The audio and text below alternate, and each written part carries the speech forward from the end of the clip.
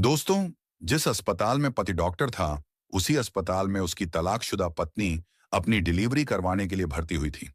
लेकिन जब अस्पताल में पहुंचती है, तो जोर-जोर से चिल्ला-चिल्ला कर रोने लगती है। अपने पैरों को पटकने लगती है, क्योंकि उसको बहुत दर्द हो रहा था और उसकी डिलीवरी का टाइम आ चुका था। तभी डॉक्टर साहब दौड़कर उसके पास आते हैं, तो उनके पीछे बहुत सारी नर्स भी दौड़ते हुए आती है। और जब डॉक्टर साहब उस महिला को अपनी आंखों से देखते हैं, तो एकदम से चौंक जाते हैं। वो डॉक्टर साहब वहीं पर फूट-फूट कर रोने लगते हैं, क्योंकि वो महिला कोई और नहीं थी, बल्कि उन्हीं डॉक्टर साहब की तलाकशुदा पत्नी थी।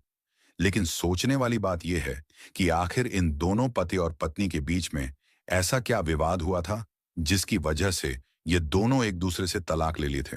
दोस्तों, इन दोनों पति और पत्नी की कहानी क्या है, आइए जानते हैं इस वीडियो में।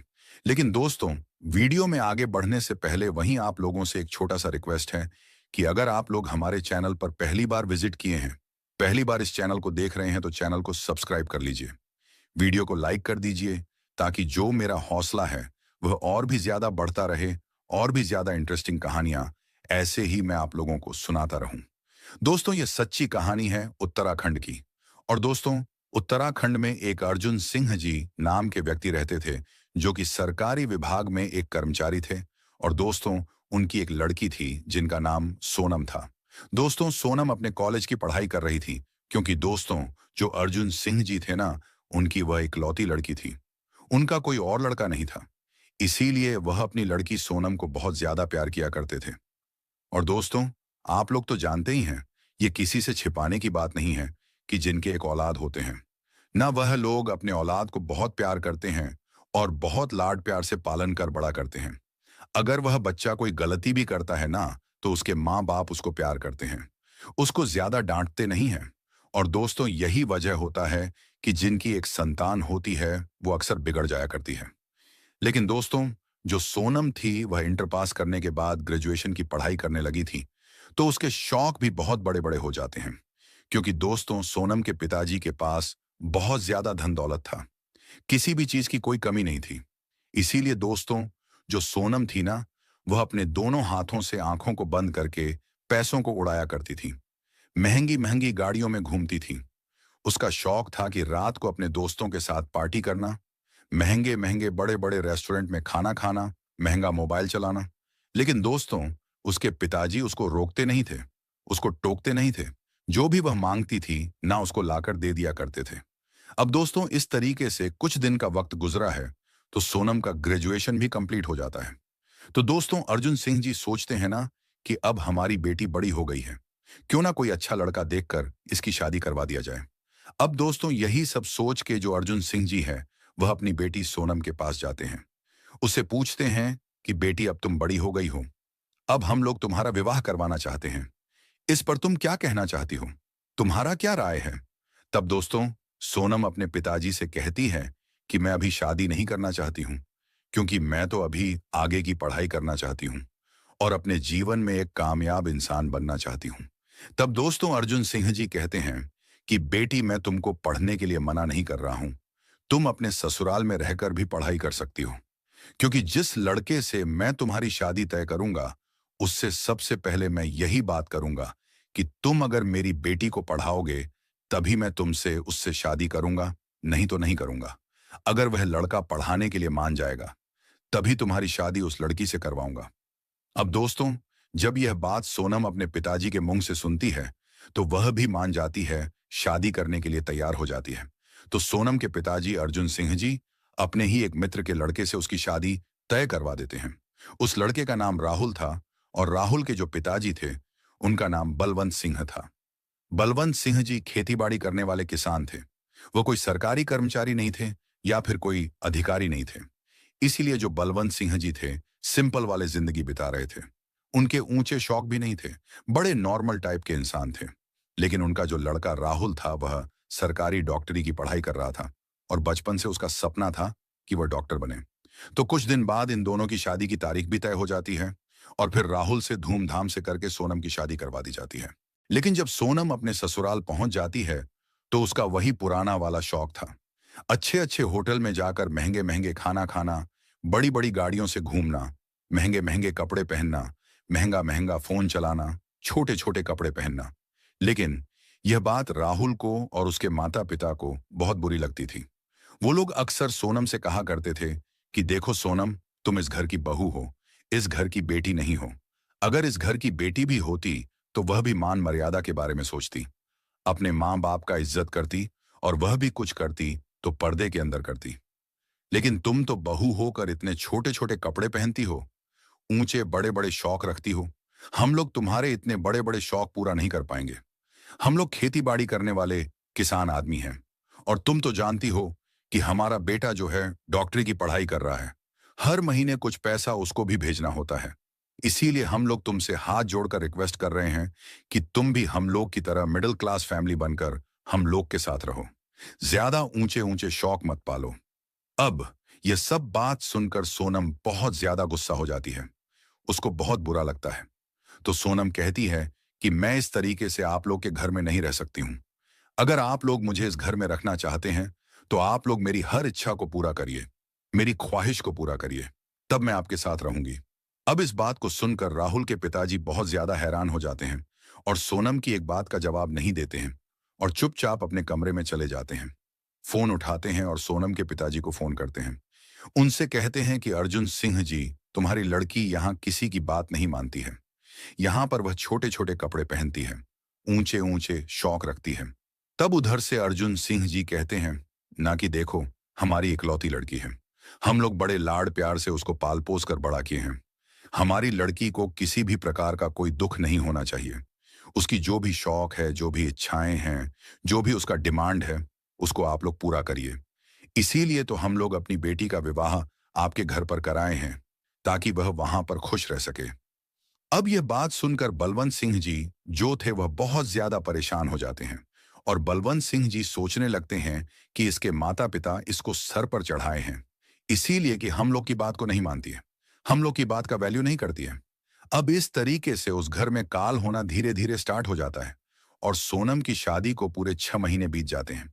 लेकिन इधर जो राहुल था वो दूसरे शहर में रहकर अपना पढ़ाई कर रहा था और दिन रात पढ़ाई करता था ताकि जल्दी से उसको डॉक्टर की डिग्री मिल जाए और उसका जो सपना है वो पूरा हो जाए। राहुल जो था वो दिखने में बहुत ज्यादा खूबसूरत था और पढ़ाई लिखाई में भी बहुत ज्यादा होशियार था। राहुल के घर पर सोनम को रहते हुए जब 6 महीने बीत जाते हैं तो राहुल और सोनम के बीच में अक्सर लड़ाई झगड़े होते रहते थे, क्योंकि राहुल हमेशा सोनम से कहा करता था कि सोनम, तुम पापा मम्मी के सामने इतने छोटे छोटे कपड़े पहनकर मत रहा करो। बाहर खाना खाने जाती हो, उसको बंद करो। सारा दिन तुम फोन पर लगी रहती हो, फोन पर कम बात किया करो और कम से कम कभी कभी मम्मी और पापा के साथ बैठकर बात कर लिया करो। मेरे मम्मी और पापा को तुम्हारी ये सब हरकतें बिल्कुल पसंद नहीं आती हैं। लेकिन जब सोनम ये बात सुनती थी तो उस बात को समझने की कोशिश नहीं करती थी और उल्टा राहुल पर गुस्सा करती थी। सोनम अक्सर अपने पति से डिमांड करती थी कि तुम मुझे घुमाने लेकर चलो, लेकिन राहुल उसको कहीं घूमने के लिए नहीं लेकर जाता था और ना ही उसके बड़े बड़े शौक को पूरा करता था, जैसे उसके माता पिता उसको घर पर रखते थे। सोनम को वैसे ही वहां पर भी रहना पड़ता था। राहुल सोनम से कहता था कि देखो, हम लोग मिडिल क्लास फैमिली वाले लोग हैं। जैसे मेरे मम्मी पापा कम पैसों में घर पर रहकर गुजारा करते हैं, वैसे तुमको भी गुजारा करना पड़ेगा। तभी सोनम राहुल से कहती थी कि देखो राहुल, मुझसे ये सब नहीं हो पाएगा। अगर तुम चाहते हो कि तुम्हारे माता पिता दिन रात घर में रहते हैं, चुपचाप बैठे रहते हैं, घर का काम करते हैं, तो मैं भी ऐसा करूं तो मुझे ये सब नहीं हो पाएगा। अगर तुम ये सोचते हो कि तुम्हारी माँ दिन भर घर का काम करती है, बाहर का भी काम संभालती है, तो मैं भी ये सब करूं तो मुझे ये सब नहीं हो पाएगा। क्योंकि जो सोनम थी वह अपने ऊंचे ऊंचे शौक पूरा करवाना चाहती थी और राहुल यह सब करना नहीं चाहता था, और इसी बात को लेकर घर में लगातार लड़ाई झगड़े होते रहते थे और राहुल से भी लड़ाई झगड़े होते रहते थे। लेकिन जब 6 महीने का वक्त गुजरा तब सोनम को पता चलता है कि वह प्रेग्नेंट हो गई है। तभी सोनम अपने पापा को फोन करती है और उनसे कहती है कि पिताजी, अब मैं इस घर में 1 मिनट भी नहीं रह सकती हूँ, क्योंकि इन लोगों का रहन सहन हमारे लायक नहीं है। पापा, पता नहीं हमारी शादी आप किन भिखारी लोगों के यहाँ करवा दिए हैं। यह लोग ना तो हमारी इज्जत करते हैं और ना ही मेरी इच्छाओं को पूरा करते हैं। यह लोग तो मुझे खुश भी नहीं रख पाते हैं। अब इस बात को सुनकर सोनम के पिताजी उसको कुछ बोलते नहीं हैं। उसको अपने घर पर बुला लेते हैं और फिर उसको बैठाकर उसको समझाते हैं। उसे कहते हैं कि बेटा तुम चिंता मत करो। थोड़े दिन बाद राहुल और उसके घर वाले जब तुम्हारे साथ रहने लगेंगे तो तुम्हारी आदत उनको हो जाएगी, तो वे लोग तुमको समझने लगेंगे। तुमको कुछ नहीं बोलेंगे तो तुम्हारी जिंदगी बड़े आराम से कटने लगेगी। लेकिन जो सोनम थी वह अपने पापा की बात को समझने के लिए तैयार नहीं होती है। लेकिन जब सोनम अपने पापा के घर पर वहां पर रहने लगती है तो उसके तो बहुत बड़े बड़े शौक थे, और जो उसकी आदत थी वो उसको वह भुला नहीं पाई थी। उसकी आदत अभी वैसे ही पड़ी हुई थी। अब इसी वजह से जब अपने पापा के घर पर वह रहने लगती है तो अपने दोस्तों को पापा के घर पर बुलाती थी। साथ बाहर देर रात तक घूमने के लिए जाती थी। और सोनम यह बात उस समय भूल चुकी थी कि उसकी शादी हो चुकी है और उसके पेट में एक बच्चा पल रहा है। लेकिन इसके बावजूद भी सोनम अपने लड़के दोस्तों के साथ होटल में जाती थी, उनके साथ रात बिताती थी और ऊंचे ऊंचे रेस्टोरेंट में खाना खाने के लिए जाती थी। बड़ी बड़ी गाड़ियों से घूमती थी। और एक तरीके से देखा जाए तो सोनम ये सब काम बचपन से की थी। उसको आदत पड़ चुकी थी, या फिर साफ भाषा में कहा जाए तो ये सब काम करना उसको बहुत पसंद था। अब इस तरीके से धीरे धीरे समय बीतता चला जाता है, और जो राहुल होता है वह खूब मन लगाकर अपनी डॉक्टरी की वहां पर पढ़ाई करता है।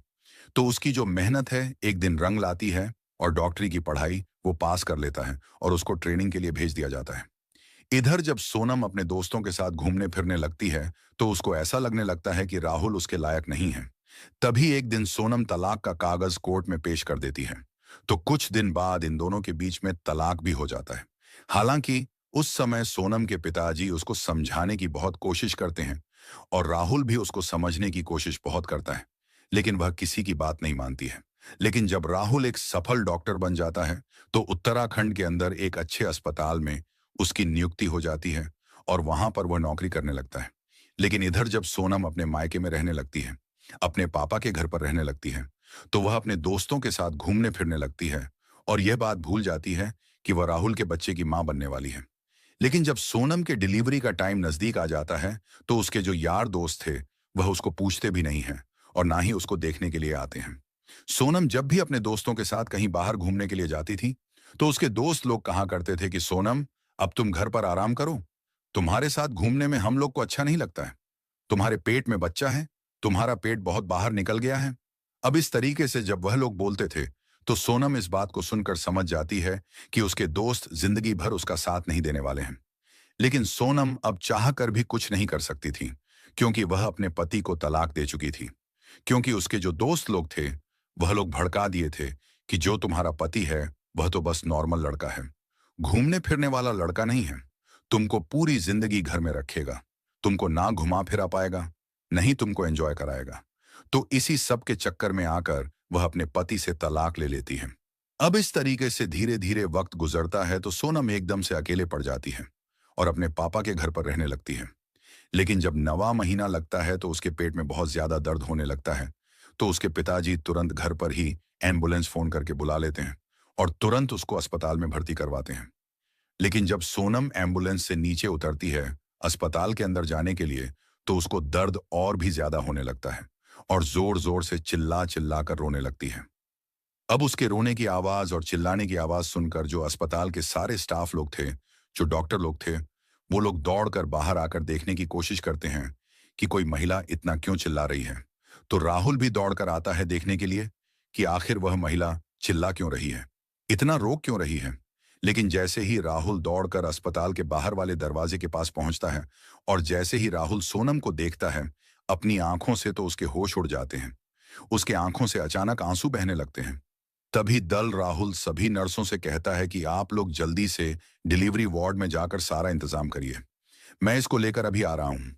अब इस तरीके से राहुल सोनम को एक लेडीज डॉक्टर के हवाले सौंप देता है और उनसे हाथ जोड़कर रिक्वेस्ट करता है कि डॉक्टर साहब, ये मेरी पत्नी है, आप इसकी जान को बचा लीजिएगा, इसको बहुत तकलीफ हो रही है, जल्दी से जल्दी इसका डिलीवरी करवा दीजिए। अब इस तरीके से जल्दी जल्दी वह महिला डॉक्टर डिलीवरी वार्ड में लेकर जाती है। तो उसको पता चला है कि सोनम के अंदर ब्लड बहुत कम है और जब तक उसके शरीर में ब्लड नहीं चलेगा तब तक वह डिलीवरी नहीं हो पाएगी। अब ये बात सुनकर राहुल बहुत ज्यादा हैरान हो जाता है, और राहुल के जो ससुर जी होते हैं, अर्जुन सिंह जी थे, जब वह यह बात सुनते हैं तो वह भी बहुत हैरान हो जाते हैं और जल्दी जल्दी ब्लड बैंक में जाते हैं। तो सोनम का जो ब्लड ग्रुप था वह ब्लड बैंक में भी मौजूद नहीं था। अब जब अर्जुन सिंह जी को वहां पर ब्लड नहीं मिलता है तो वे बहुत ज्यादा परेशान हो जाते हैं। तभी जो महिला डॉक्टर थी वह उसके पिताजी के पास आती है और उनसे कहती है कि अगर 1 घंटे के अंदर ब्लड का व्यवस्था नहीं होगा तो आपकी बेटी की जान चली जाएगी और उसके पेट में जो बच्चा है उसकी भी जान चली जाएगी। अब अर्जुन सिंह जी इस बात को सुनकर एकदम से घबरा जाते हैं, क्योंकि वह उनकी इकलौती बेटी थी, इसीलिए वह उसको खोना नहीं चाहते थे। अब जो राहुल था वह कई सारे डॉक्टर लोगों से बातचीत करता है, कई सारे अस्पताल में फोन करके ब्लड का व्यवस्था करने की कोशिश करता है, लेकिन कहीं से भी ब्लड का व्यवस्था नहीं हो पाता है, क्योंकि जो उसका ब्लड ग्रुप था वह मैच नहीं कर पा रहा था। तभी जो राहुल है वह महिला डॉक्टर के पास जाता है और उनसे कहता है कि मैडम, मेरा ब्लड ओ पॉजिटिव है। अगर आपको कोई एतराज ना हो तो आप एक काम करिए, आप मेरा ब्लड निकालकर एक बोतल उसको चढ़ा दीजिए और जल्दी से जल्दी इसका डिलीवरी करवा दीजिए, नहीं तो उसकी जान चली जाएगी। तब महिला डॉक्टर कहती है कि ठीक है। अब इस तरीके से जो राहुल था वह उसके बगल में एक टेबल लेटा हुआ था, उसी पर वह लेट जाता है और सोनम को एक बोतल खून देता है। तब जाकर उसकी डिलीवरी होती है। उसी समय सोनम एक लड़के को जन्म देती है। जब वह लड़का पैदा हो जाता है तो राहुल वहां से उठकर अपने केबिन में जाकर बैठ जाता है और अपना काम करने लगता है। अब इस तरीके से 2-3 घंटे का वक्त गुजरता है और जब शाम होती है तो सोनम थी, उसको होश आ जाता है। और जब सोनम अपने बगल में अपने बच्चे को देखकर बहुत खुश हो जाती है। जो लड़का पैदा हुआ था वह लड़का दिखने में बहुत सुंदर था और वह दिखने में बिल्कुल राहुल की तरह लग रहा था। तभी सोनम उस महिला डॉक्टर का धन्यवाद करती है और उसे कहती है कि डॉक्टर मैडम, अगर आप नहीं होती तो मेरी भी जान चली जाती और मेरे बच्चे की भी जान चली जाती। आप मेरे बच्चे को इस दुनिया में सही सलामत सुरक्षित लेकर आई हैं और मेरी भी जान बचाई है। इसके लिए मैं आपकी बहुत आभारी हूं। तब महिला डॉक्टर कहती है कि बेटी, तुम मेरा धन्यवाद मत करो, तुम उन डॉक्टर साहब का धन्यवाद करो जो तुमको ब्लड चढ़ाने के लिए दिए हैं, अपने शरीर से निकाल कर तुमको एक बोतल खून दिए हैं। टाइम पर तुमको ब्लड नहीं देते तो तुम्हारी जान चली जाती। अब सोनम उस महिला डॉक्टर से कहती है कि मैडम, आप मुझे उनसे मिला दीजिए, उनको यहां पर बुलाकर लेकर आइए। मुझे उनको देखना है, उनसे मिलना है, उनसे बात करना है और बात करके मैं उनको धन्यवाद करना चाहती हूँ। अब जो राहुल था वह तो वहां आना नहीं चाहता था, लेकिन अपने को रोक नहीं पाता है और अपने बच्चे को देखकर अपने आप को रोक नहीं पाता है। और जब डिलीवरी वार्ड के अंदर जाता है तो सोनम अपनी आंखों के सामने जब राहुल को देखती है तो वह बहुत ज्यादा हैरान हो जाती है।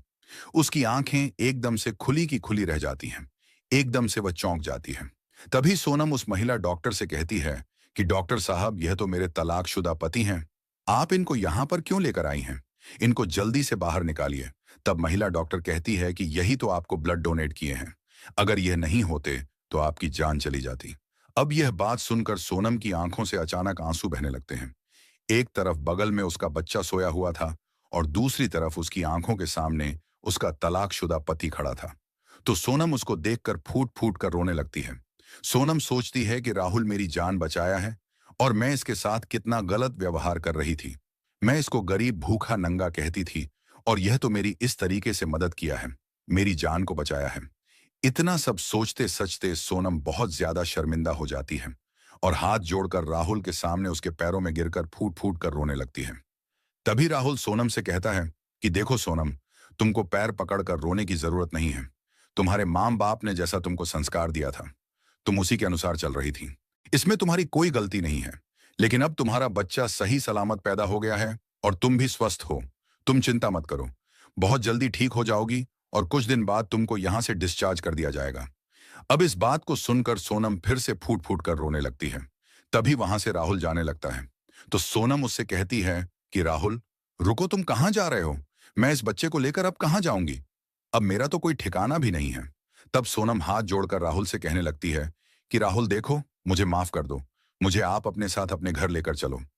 तब राहुल उससे कहता है कि देखो सोनम, मैं भूखा नंगा व्यक्ति हूं, तुम्हें घर ले जाकर तुम्हारे शौक पूरा नहीं करवा पाऊंगा। और रही बात तुम्हारे रहने की, तुमको रहने के लिए तुम्हारे पापा हैं, तुम्हारा देख रेख करने के लिए, तुम्हारे शौक को पूरा करने के लिए। तुम उनके घर पर चली जाना, वहां पर तुमको कोई दिक्कत नहीं होगी। वहां पर छोटे छोटे कपड़े पहन के रहना, अपने बड़े बड़े शौक पूरा करना। इसलिए अब मैं तुम्हारे साथ नहीं रहना चाहता हूं। मैं ऊब चुका हूं तुम्हारी इन आदतों से। अब यह सब बात सुनकर जो अर्जुन सिंह जी थे वह भी बहुत शर्मिंदा हो जाते हैं, क्योंकि वह भी अपनी बेटी के बगल में बैठे हुए थे और हाथ जोड़कर कहने लगते हैं कि बेटा देखो, हमसे बहुत बड़ी गलती हुई है। ये बात मैं मानता हूं कि मेरी बेटी नादान है, लेकिन मेरी बेटी की इसमें कोई गलती नहीं है। ये बच्चा जो पैदा हुआ है, ये तुम्हारा है और मैं तुमसे हाथ जोड़कर विनती कर रहा हूं कि इस बच्चे के खातिर तुम मेरी बेटी को फिर से अपना लो, नहीं तो उसकी जिंदगी बर्बाद हो जाएगी। वो इस बच्चे को लेकर कहां जाएगी? अब जो राहुल था इस बात को सुनता है तो काफी देर तक सोचता है, समझता है और फिर समझदारी के साथ काम लेता है और सोनम को अपने साथ रखने के लिए तैयार हो जाता है। सोनम के माता पिता राहुल से कहते हैं कि बेटा जाने दो, जो भी कुछ हुआ है सोनम को माफ कर दो। आखिर वह बेटा तुम्हारा ही है, वो पत्नी भी तुम्हारी है। बेटे का परवरिश तुम्ही को तो करना है, उसको संस्कार तुम्ही को देना है। अब इस तरीके से कुछ दिन का वक्त जब गुजरता है तो सोनम को अस्पताल से छुट्टी मिलती है, तो सोनम अपने पति के साथ अपने घर पर चली आती है। तो राहुल के माता पिता भी सोनम को देखकर बहुत खुश हो जाते हैं, क्योंकि वह लोग भी सोनम को बहुत ज्यादा प्यार करते थे। लेकिन वह लोग बस सोनम को सुधारना चाहते थे कि यह सब हरकतें बंद कर दें। इसी वजह से वह लोग भी थोड़ा बहुत परेशान थे। लेकिन जब सोनम अपने पति के साथ अपने घर पर जाती है तो एक नई जिंदगी की शुरुआत करती है और अपने पति और अपने बच्चे और अपने सास ससुर के साथ हंसी खुशी रहने लगती हैं। दोस्तों, इस कहानी को सुनाने का मकसद किसी के दिल को दुख पहुंचाना नहीं है, बल्कि इस कहानी को सुनाने का मकसद सिर्फ इतना: आजकल की जो लड़कियां हैं, आजकल की जो महिलाएं हैं, वह पैसे के घमंड में आकर अपने पति को कुछ नहीं समझती हैं। उनको नालायक तक बोल देती है, यहां तक कि उनको जलील भी करती है, उनकी बेइज्जती भी करती है और तो और उनको परेशान भी करती है, और इसी वजह से उनके पति डिप्रेशन में चले जाते हैं। लेकिन उन सभी महिलाओं के लिए यह कहानी एक बहुत बड़ी सीख है और इस कहानी से उन सभी महिलाओं को बहुत कुछ सीखने की जरूरत है। अगर कोई महिला अपने पति के साथ, अपने ससुराल वालों के साथ इस तरीके से रहना सीख जाए, ज्यादा डिमांड ना करें, सब कुछ मैनेज करना सीख जाए, तो दोस्तों उसका परिवार कभी भी बर्बाद नहीं होगा, वो लोग हमेशा खुश रहेंगे। तो दोस्तों, ये थी आज की कहानी। इस कहानी को सुनने के बाद आप लोग क्या कहना चाहेंगे? अपनी राय हमें कमेंट बॉक्स में जरूर बताइएगा। वीडियो पसंद आया तो वीडियो को लाइक, चैनल सब्सक्राइब जरूर करिएगा। आप सभी लोग का बहुत बहुत धन्यवाद।